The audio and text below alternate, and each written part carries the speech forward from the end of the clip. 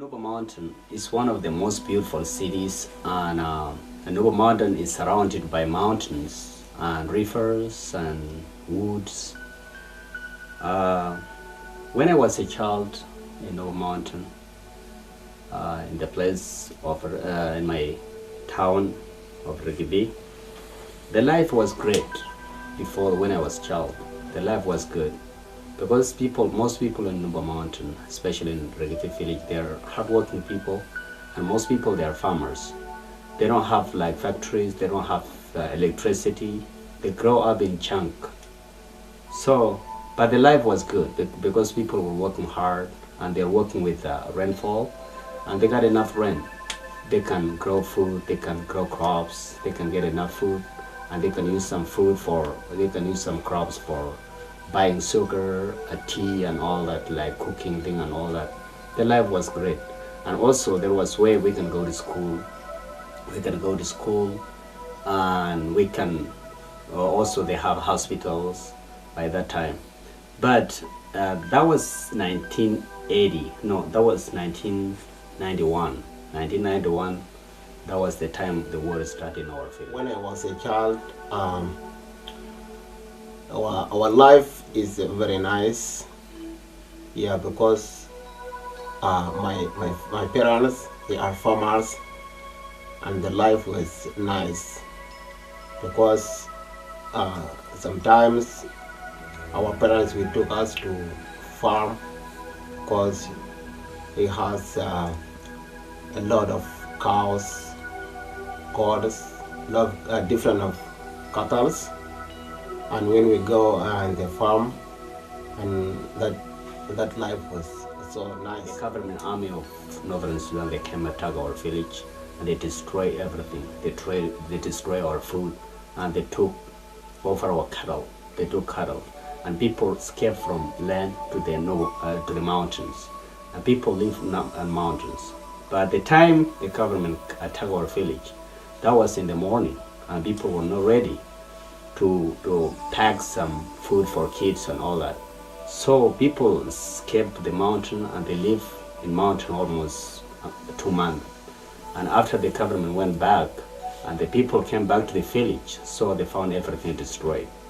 The life was really changed by that time because the food was burned, the food was burned, and the cattle was taken by the government, by the army, by the enemy. So by that time, that was 1996. Also, and people went back to the village and they built houses, and they started working again, and they got enough food again. They got enough resource for food and or cattle. Still they have cattle, and they started getting back, but not normal like before. So, and again the government came attack our village again. That was a bad time that day. That time.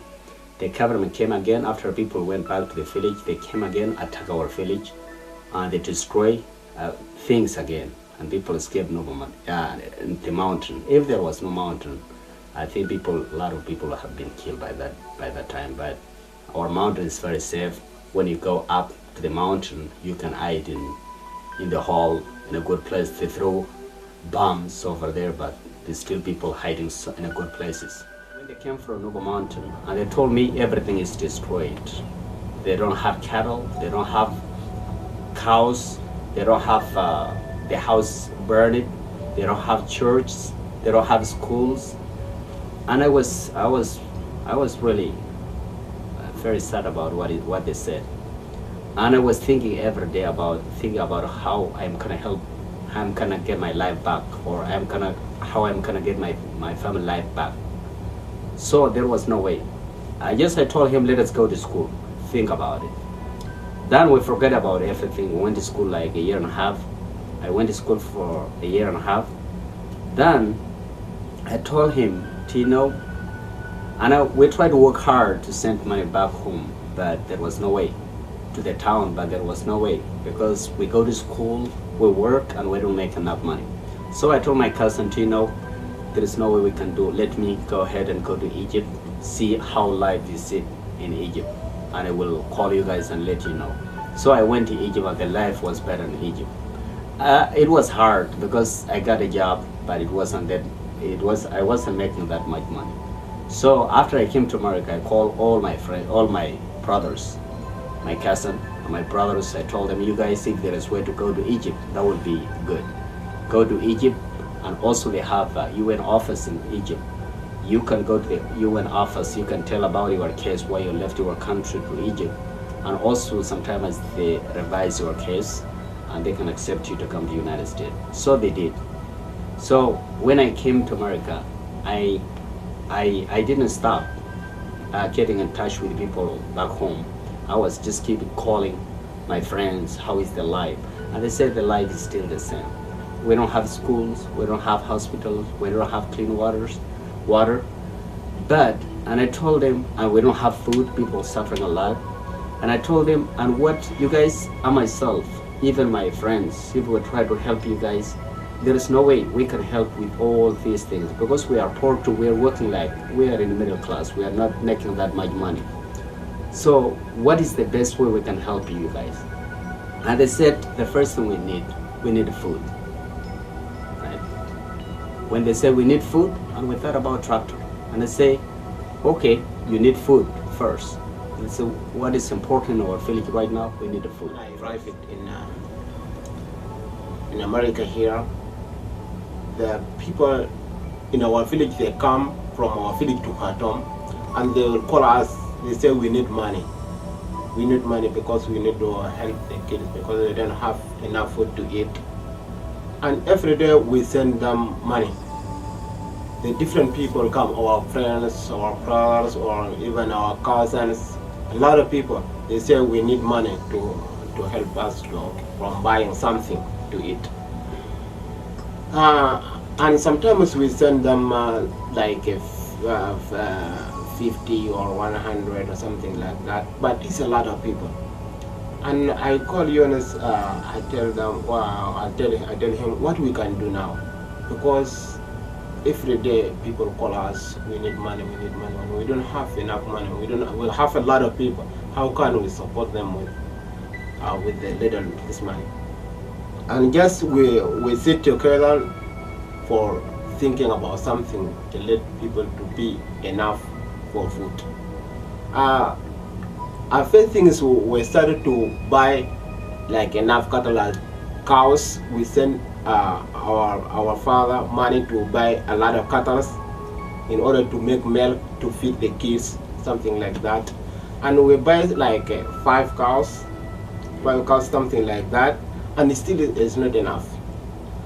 And Yunus told me that if you buy like something that bluff the land to make big farm, people will be enough for food.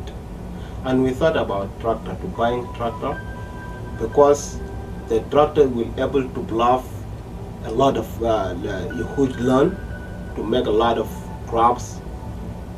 People can eat, will be enough. So, we bought a tractor to help people.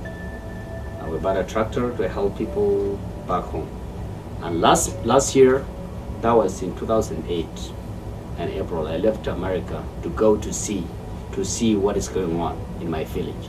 And I went there, and I really find exactly what my friends were telling me. There is no food. They have enough farm. They have a big farm, a nice farm, but they don't have equipment that can take the food, take the land, or they don't have a proper equipment to use them for food.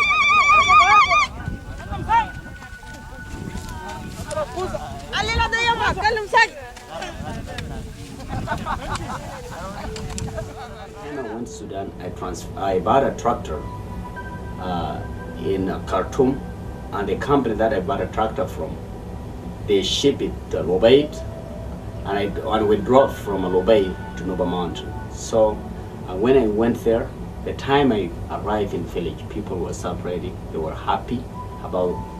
That was the first tractor in Nuba Mountain, especially in our ethnic group, in our